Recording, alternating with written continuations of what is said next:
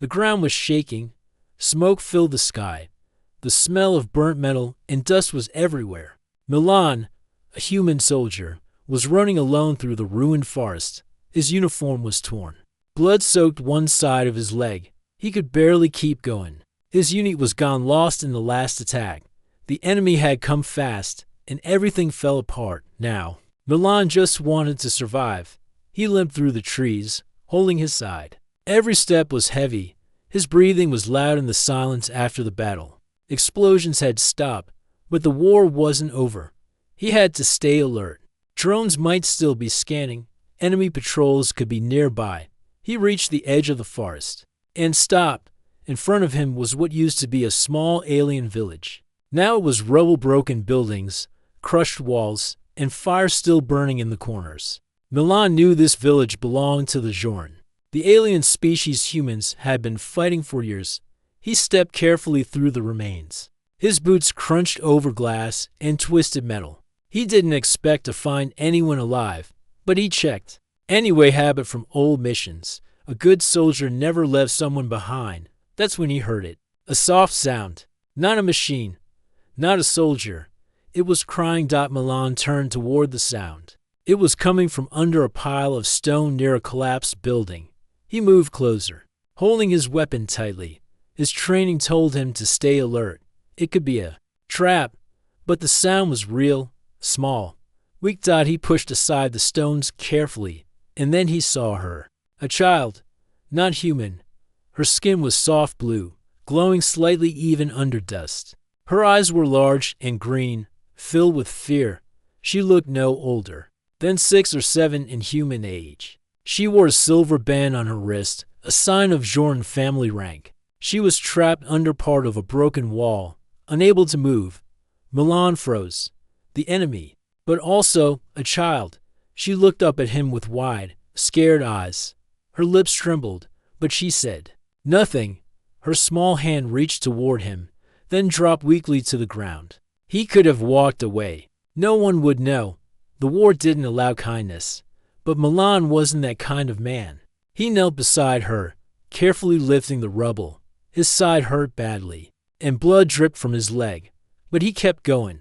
When the last piece of rock was moved, he reached for her gently. "It's okay," he whispered. "I won't hurt you." The child didn't speak, but she let him lift her into his arms. She was light, too light, scared and cold. Milan took off his field blanket and wrapped it around her. Then he looked around. This place wasn't safe. He had to move. Milan didn't know where to go exactly. The human base was too far. The nearest Jorn outpost was closer but risky. He had no map, no help. Still, he chose the mountains. There were old caves there. If he could reach them, maybe they could rest. He walked slowly, carrying the child in his arms. His legs screamed with every step. The child, still silent, rested her head on his chest. He didn't even know her name. They moved through the night. Milan stayed in the shadows. Once, he heard drones passing overhead. He dropped to the ground, shielding the child with his body. The drones moved on. At dawn, he found a small creek. He stopped to drink. The child woke up, blinking softly. She reached into her belt and pulled out a tiny silver tube, some kind of Jorn water purifier. She offered it to Milan. He was surprised. "You're helping me?" he asked softly. The child didn't answer, but she pushed the tube closer. He took it, cleaned the water, and drank, then handed it back with a nod. "Thank you." They rested for a few minutes. Milan looked at her again.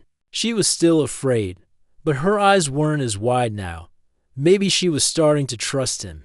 He pointed to himself. "Milan," he said slowly. She watched him, then, in a small voice, she whispered, "Luma." He smiled. "Luma. Okay, we'll get through this." He stood again, holding her tight. The road ahead was long, and danger was everywhere. But something had changed inside Milan. He wasn't just surviving now. He was protecting someone. The war still raged all around them. But for now, in this small part of the world, a human soldier and an alien child were walking together, step by painful step, towards something more than survival. They were walking toward hope. The sun was high above the sky now, and the heat made the air feel heavy. Milan's steps were slow. His body ached, and his leg was worse than before. But he didn't stop. Luma was asleep in his arms. Her breathing was soft, and she still held onto his jacket like it was something safe. Every time Milan looked at her, something inside him changed. He didn't think about war anymore. He didn't think about sides or orders. He just thought about her, keeping her alive. They reached the edge of a rocky hill. From there, Milan could see a narrow path leading toward the mountains. That was their goal. If they could reach the caves hidden there, they might rest, maybe even find shelter. But the path was open, no cover. If someone saw them, they'd have no chance. Still, Milan had no choice. He moved slowly along the rocky trail. Birds flew overhead, and dry leaves crunched under his boots.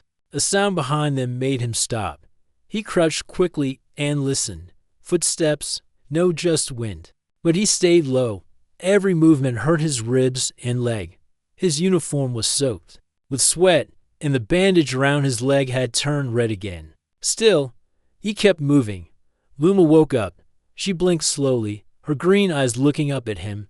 "You hurt?" she asked, her voice soft. Milan was surprised. She hadn't spoken much before, and now she was speaking human words. "A little," he said, "but I'll be okay."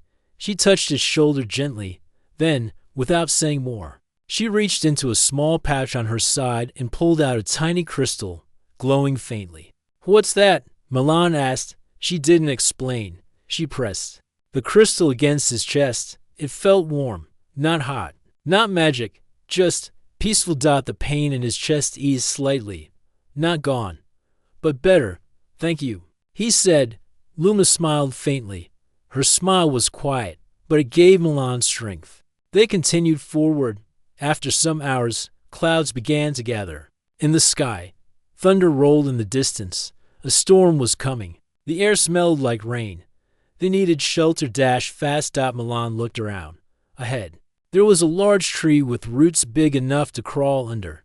It wasn't perfect, but it was better than nothing. He carried Luma under the tree and sat down beside her. As soon as he did, the first drops of rain began to fall. Cold wind blew through the trees. Lightning flashed across the sky. Luma curled against him, shivering. Milan pulled the blanket tight around them both. He knew they couldn't stay here long.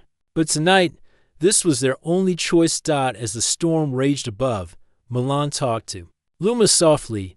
He didn't know if she understood everything, but he told her stories anyway. About Earth, about the stars, about when he was a boy and used to run through his father's apple farm. Luma listened. Sometimes she nodded. Sometimes her eyes closed gently. He didn't know if she missed her family. He didn't even know if she still had one. But she was here, and he was here, and for now, that was enough. When the rain stopped, Milan checked the skies. Still no sign of drones, no enemy movement. Maybe the storm had helped. Maybe they were lucky. By morning, the path was muddy. Milan's leg was stiff. He could barely move it, but he forced himself to stand. "Almost there," he whispered. They walked again, slower this time. The air was fresh after the rain. Birds chirped in the distance. Milan even saw a few wild animals hiding behind the bushes. It almost felt peaceful. Then, something buzzed in the sky. Milan stopped. A drone. It was high, far above, but he knew the sound. It was small, spinning gently in circles, scanning the ground. Milan ducked low and pulled Luma behind a rock. He held her close, his hand over her back. Her breathing grew fast. She knew this was danger. The drone passed once, then again. Then it flew away. Milan waited 10 minutes, then 20. When he was sure it was gone, he stood up again. "We have to move faster," he said. "They're searching." That night, they finally reached the mountain base. Huge stones stood tall like silent guards. The entrance to the cave was hidden between two cliffs. Milan found it by accident years ago during training. He stepped inside. It was dark, but cool. "Safe." He set Luma down gently and collapsed beside her. She sat quietly, then turned to him. I send signal, she said. Milan blinked. Signal? She nodded and pulled out a small circular device from her belt. It was cracked, but the light was blinking. This send help, she whispered. Milan stared at the device. Who did it contact? Joran, your people, yes? She said. They come. Milan felt a wave of fear and hope at the same time. Joran soldiers might come. Would they thank him? Or capture him? Would they take Luma and leave him behind? He didn't know. But for now, he was too tired to worry. He closed his eyes, and for the first time in days, he let himself rest. Luma stayed beside him, humming a soft tune, something ancient, something calming. And outside the cave, far above the sky, a light blinked silently, a signal, a message. Someone was coming, and the story was only beginning. Milan woke to the sound of footsteps, slow, steady, careful. He opened his eyes quickly. The cave was still dark, but light was peeking through the cracks near the entrance. Luma was still beside him, her head resting on his arm. Then he heard it again. Not wind, not an animal. Boots. He gently moved Luma behind a rock, then picked up his weapon. His hands were shaking. He only had one energy cell left. If these were Joran soldiers and they thought he was the enemy, he wouldn't last long. The footsteps grew louder. Then a soft voice spoke from outside the cave. Human soldier, you are injured. We are not here to harm you. Milan froze. The voice was calm, female, and spoke his language. Luma peeked from behind the rock. Her eyes widened. Tava, she whispered.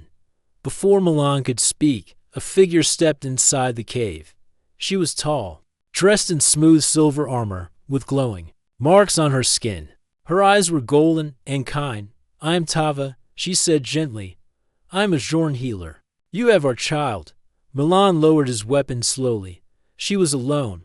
I couldn't leave her. Tava nodded. You didn't, and because of that, everything is about to change. Two other Joran soldiers followed her inside. They didn't raise weapons. Instead, they bowed their heads slightly when they saw Luma.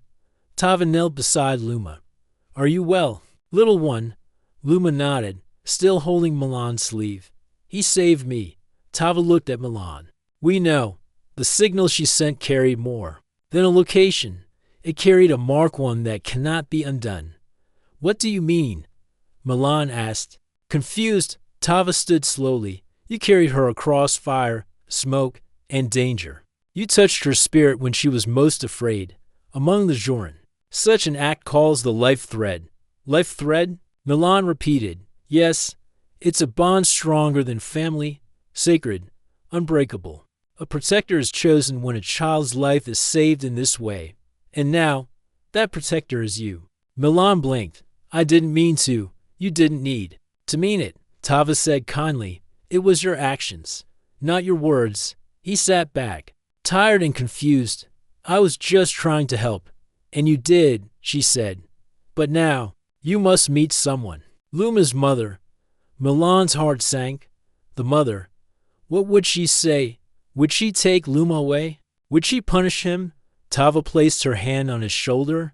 General Rava has already been told. She is on her way. You will speak to her soon. Milan felt a chill run down his back. He had heard of General Rava during the war. A strong Joran leader. Fearless, ruthless, and now he would face her after bonding with her child? He looked at Luma. She was calm, gently playing with a glowing stone in her hand. She wasn't scared. She trusted him. That gave him strength. The Joran soldiers helped Milan out of the cave. A sleek ship was waiting nearby. It had a soft blue shine, floating just above the ground. Inside, the air was warm. The walls glowed gently. A medic looked at Milan's wounds and treated his leg with something cool and fast-acting. Within minutes, the pain had lessened. Thank you, Milan said. No thanks needed, Tava replied. You're one of us now, whether you like it or not. The ship flew smoothly over mountains and rivers. Milan sat beside Luma, who rested peacefully. His thoughts were racing. He was a human, a soldier. How could he belong here? But when Luma reached for his hand again, he didn't pull away. After a few hours, The ship landed on a wide platform surrounded by crystal towers. Joran soldiers stood in rows, and in the center of them stood one tall figure wearing a dark blue robe with a golden emblem. General Rava. Her face was calm but powerful, her eyes sharp. She stepped forward slowly, each movement graceful and strong.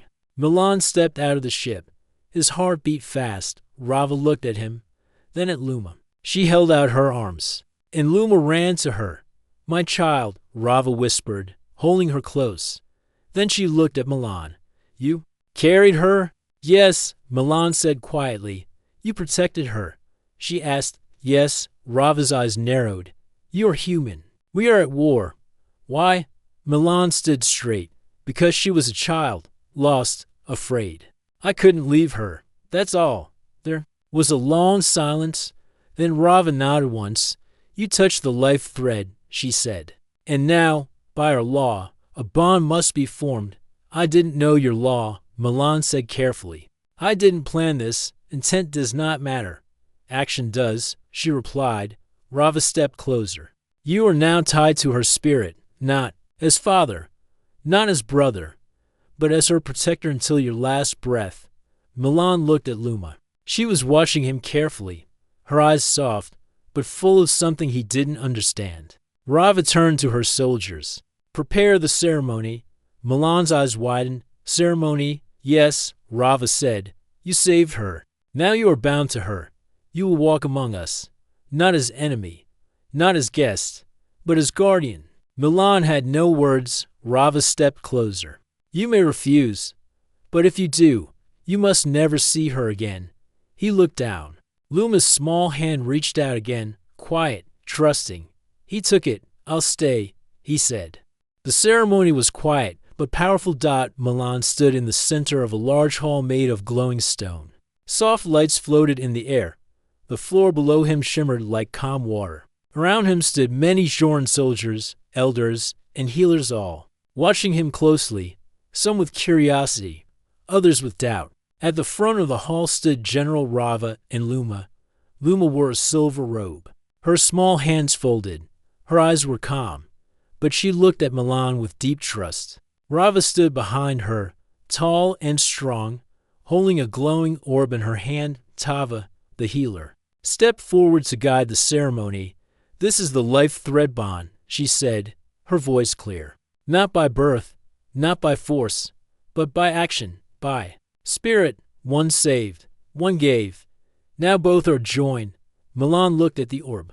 It floated toward him and stopped above his chest. A small light reached out and touched his skin. It felt warm, not painful, but powerful, like something inside him was being seen. Then the orb floated to Luma and did the same. After a moment, the two lights met in the air. They twisted together, forming a gentle thread of gold. It pulsed softly, as if alive. Everyone in the hall bowed their heads.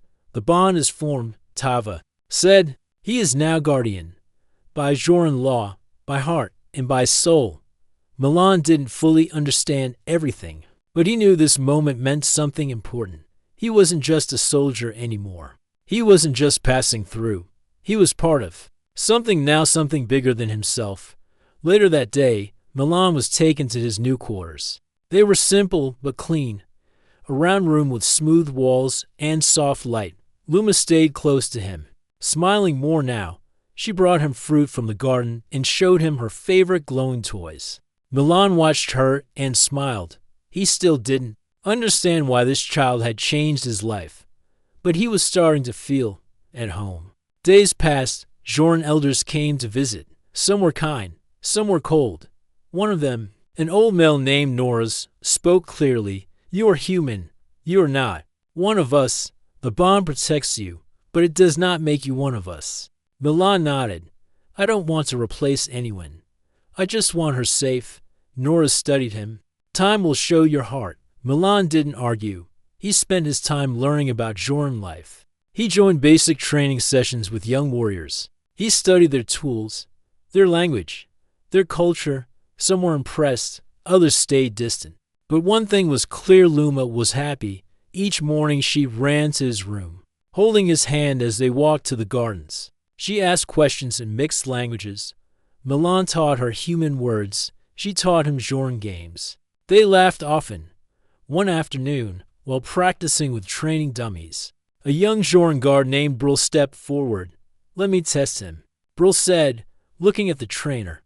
The trainer nodded. Brill was tall and fast. Milan was still healing, but he accepted the challenge. They fought with wooden staffs. At first, Brill pushed hard, trying to knock Milan down.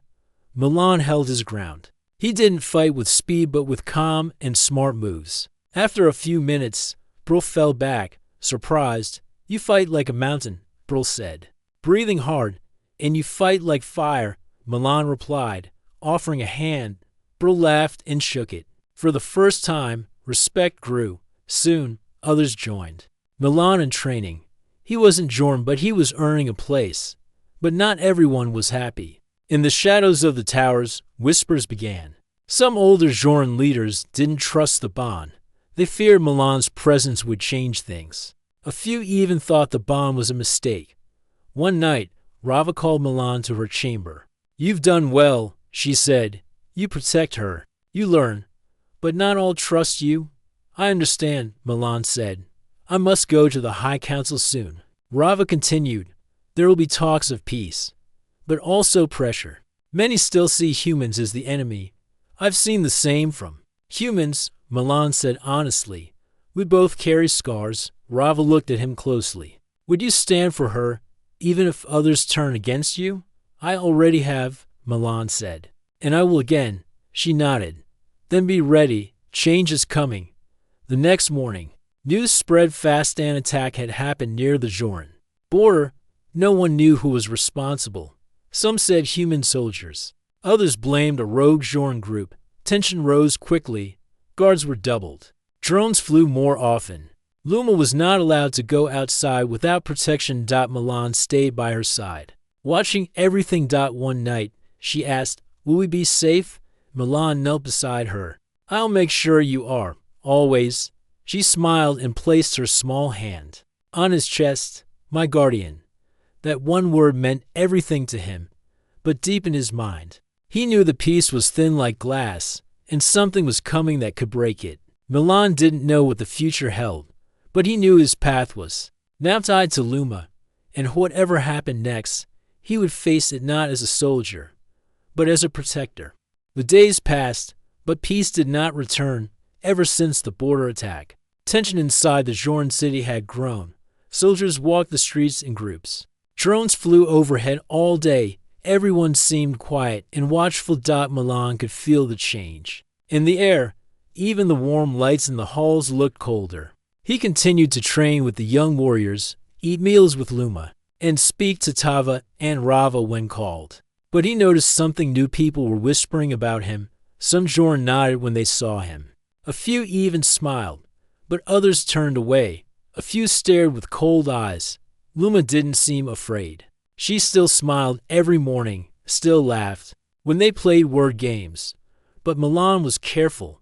He made sure she never walked alone. He stayed near the learning halls, the gardens, and the towers.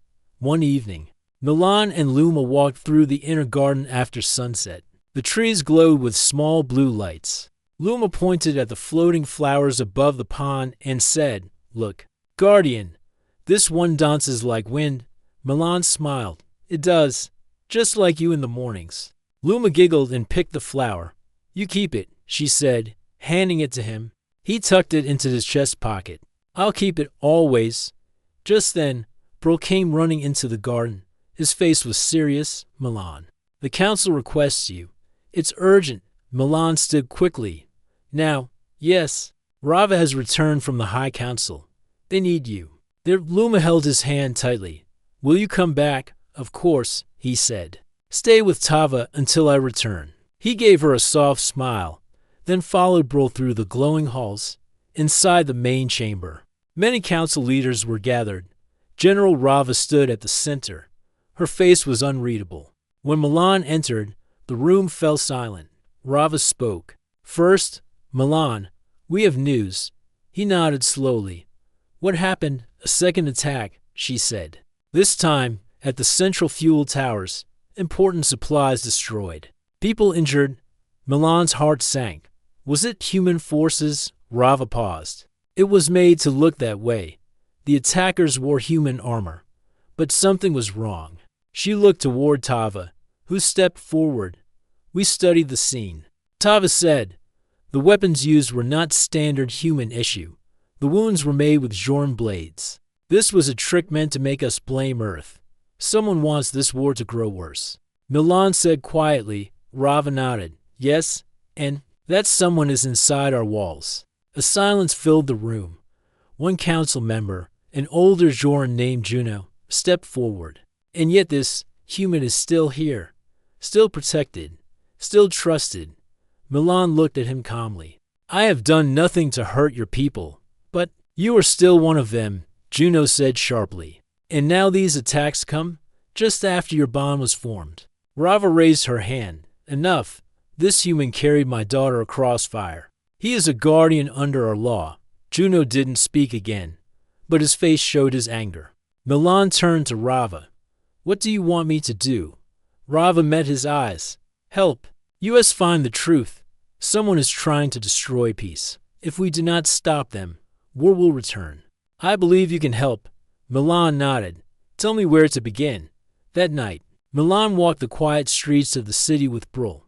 They checked the broken parts of the fuel tower. He noticed a strange piece of cloth stuck under a broken pipe Jorn cloth, but with strange cuts. Someone wants to make us blame humans, Brul said. Yes, Milan replied, and it's working.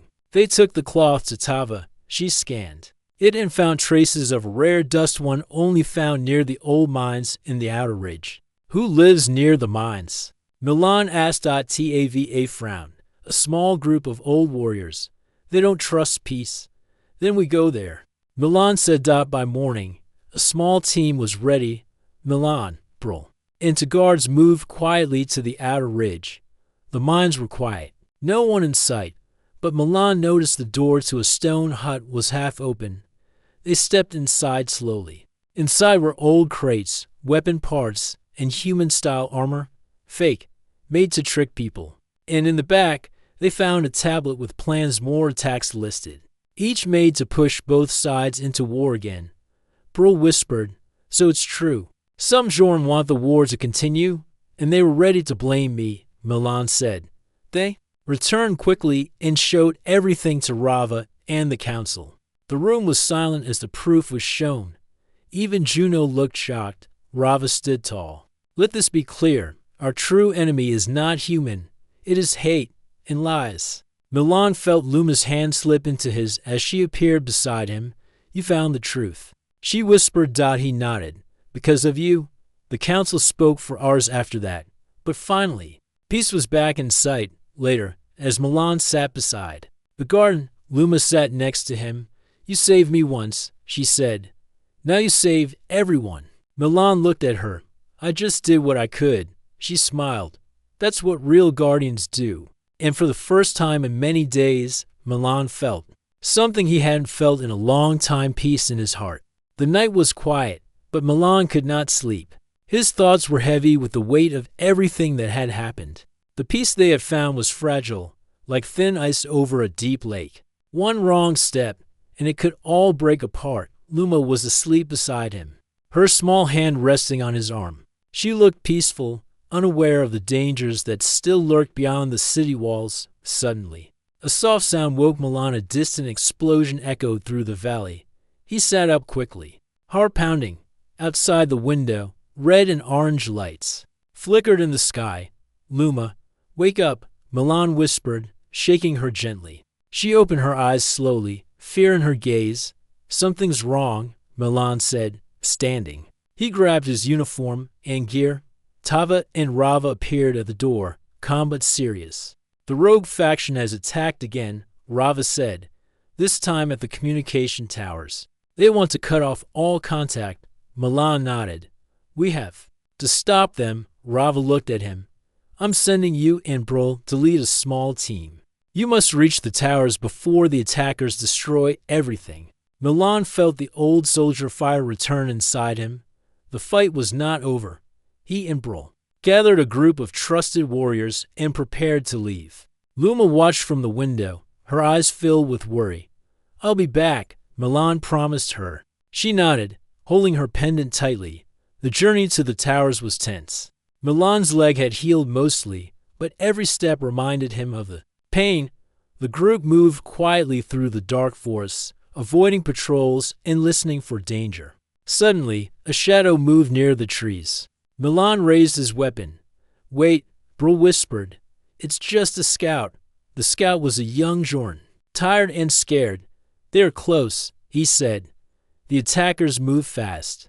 They have explosives and fire weapons." Milan's jaw tightened. "We need to hurry." When they reached the communication towers, the scene was grim. Parts of the structures were already burning. Guards lay wounded but alive. Milan quickly organized the defense.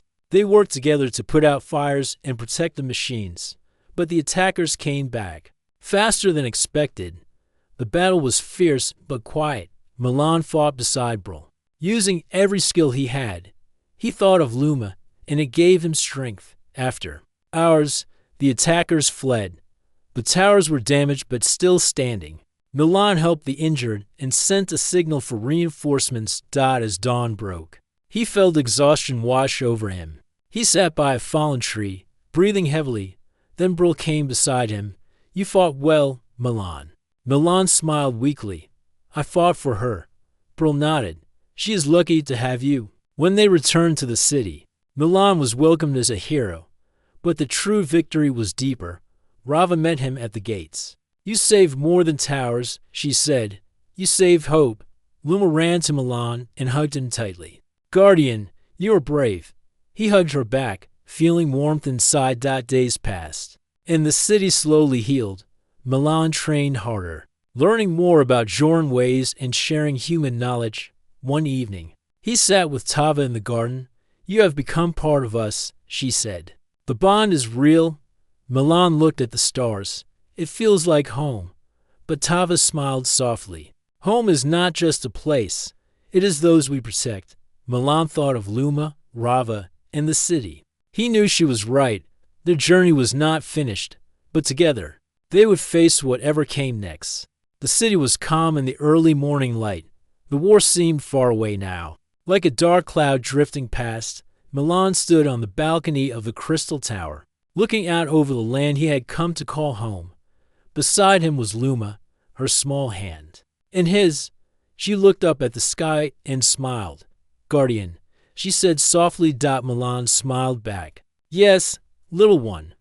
Life had changed a lot since he found her in the ruins. He was no longer just a soldier. He was her protector, her family. The life thread bond had joined them forever, in ways deeper than words. General Rava had kept her promise. Milan was accepted among the Joran, not as an enemy, but as a guardian and friend. But peace was still fragile. Today, Milan was called to the council chamber again. The leaders had news. Some Joran warriors who had opposed peace were being arrested. The rogue faction that tried to destroy the city was broken. Milan felt relief, but also sadness. War had left many wounds on bodies, on hearts. In the council room, Rava greeted him with a nod. "Your courage helped bring this day." Milan bowed his head. "I only did what was right." Rava smiled softly. "That is why you are more than a soldier now." After the meeting, Milan walked through the city with Luma. They passed children playing in the gardens and elders telling stories by the fires. "Do you miss Earth?" Luma asked. Milan thought for a moment. "Sometimes. But here, I have found a new family, a new home." Luma's eyes shone. "I am happy you are my guardian, and I am proud to be yours," Milan said. That evening, as the twin moons rose, Milan sat by the fire with Rava and Tava. They spoke quietly about the future. Rava said, "The bond you share with Luma is rare. It changes how humans and Jorn see each other." Tava nodded. "It is a symbol of hope." Milan looked at the flames dancing. "I hope we can build a world where no child fears war." Rava smiled. "Together, we will." Days turned into months. Milan trained new warriors, shared stories of Earth, and learned the ancient Jorn ways. Luma grew stronger and happier, learning from both her mother and Milan. One day, Milan found her looking at the stars. "What do you see?" he asked. "Hope," she said. "A promise." Milan took her hand and held it tight. Their journey had started in fire and fear, but it had grown into something new: life, family, and peace. Milan knew the road ahead would have challenges, but with Luma by his side and the life thread binding them, he was ready. He was not just a soldier carrying a child through a war zone.